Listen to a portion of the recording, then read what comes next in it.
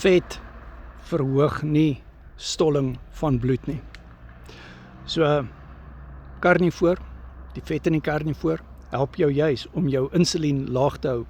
Laer vlakke van insulien en glikose veroorsaak dat jy minder inflammasie gaan hê. Met ander woorde, gesonder are en gesonder bloedvate, slagare ook.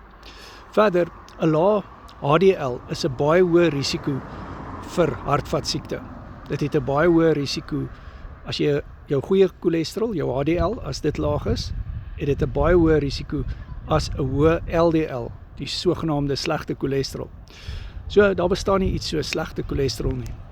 Solank jou HDL hoog is en jou trigliserides laag is, kan jou LDL maar hoër wees, want dit gaan fluffy tipe LDL wees, maar meer daaroor in 'n coaching sessie. WhatsApp my, dan doen ons 'n coaching sessie. So bespreek natuurlik ook jou cholesterol medikasie met jou dokter. Jou gewigverlies met die karnivoor dieet help natuurlik ook om jou gesondheidsrisiko's te verbeter en ook jou stollingsrisiko's te verlaag.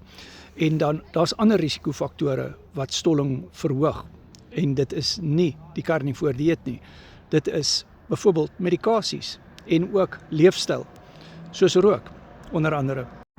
My nommer is in die bio, ek coach al vir 6 jaar op die karnivoor dieet en ek het my eie nie alkoholiese vetterige lewer omgekeer, my hoë bloeddruk weggevat deur die karnivoor dieet reg te doen. Ek is vandag 7 jaar en 45 dae op die karnivoor dieet. Wat's op my?